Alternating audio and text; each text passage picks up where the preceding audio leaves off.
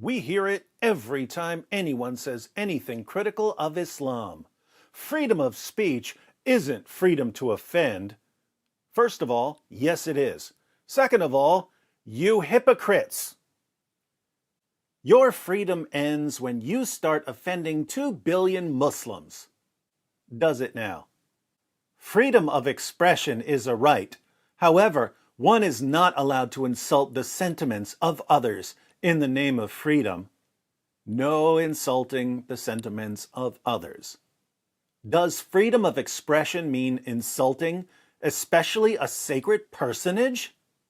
The president of Indonesia declared, "Freedom of speech that injures the noble purity and sacred values and symbol of religion is so wrong it shouldn't be justified and it needs to stop."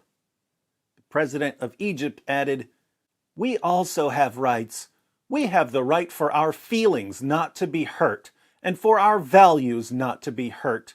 And if some have the freedom to express what is in their thoughts, I imagine that this stops when it comes to offending the feelings of more than 1.5 billion people."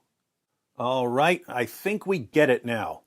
We have freedom of speech, but only if our speech doesn't offend other people and only if our speech doesn't insult people's religious beliefs. That's the rule, right, Muslims? Wonderful. Let's stick with that rule for a bit. Surah 98, verse 6 of the Quran. "Verily, those who disbelieve in the religion of Islam, the Quran, and Prophet Muhammad, from among the people of the scripture, Jews and Christians, and al-mushrikun, those are idolaters, will abide in the fire of hell. They are the worst of creatures."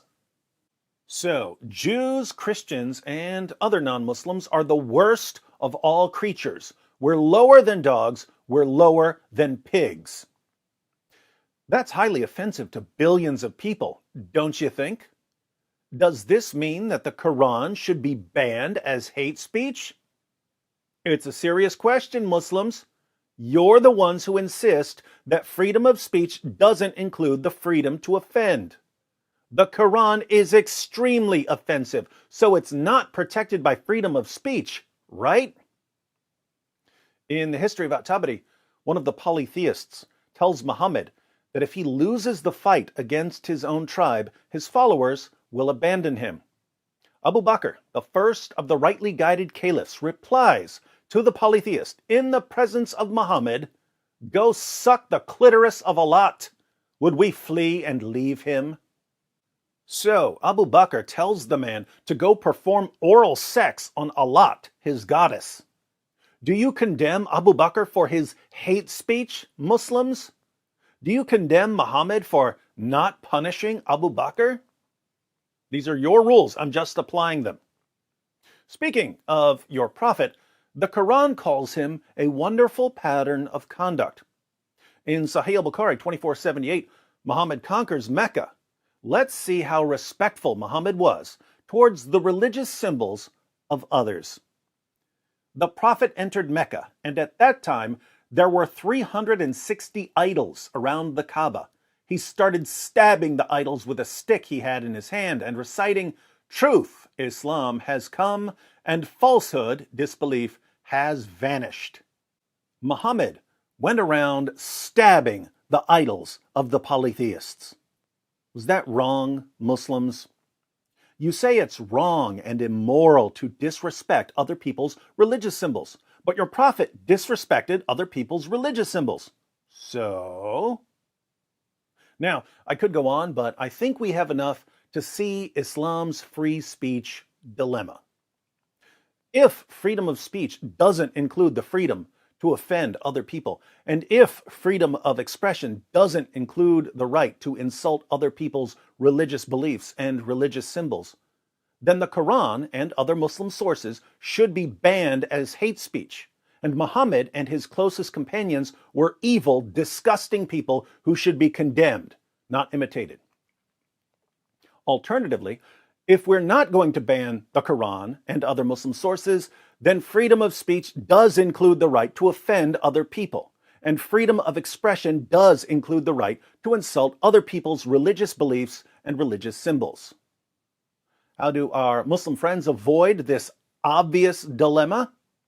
By being complete, utter, total hypocrites. When Muslims say that freedom of speech doesn't include the right to offend, they wouldn't dream of applying this rule to themselves and to their own book and to their own prophet and to their own religion. It's a rule for us, not for them. The real rule goes something like this. Muslims can offend non-Muslims and insult their beliefs all they want, but non-Muslims must never offend Muslims or insult their beliefs. Anything Islam teaches, no matter how offensive it is to others, is protected by freedom of speech. Anything that goes against Islam must be banned.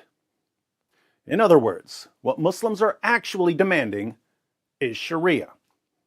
They're demanding that we obey the commands of an illiterate 7th century Arabian caravan robber.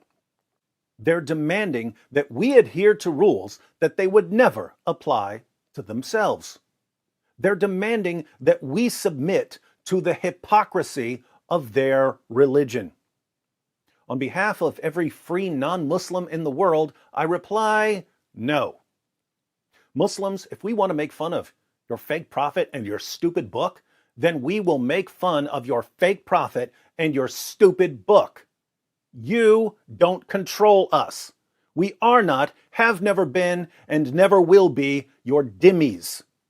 And if you have a problem with that, you have my full permission to cry me a river.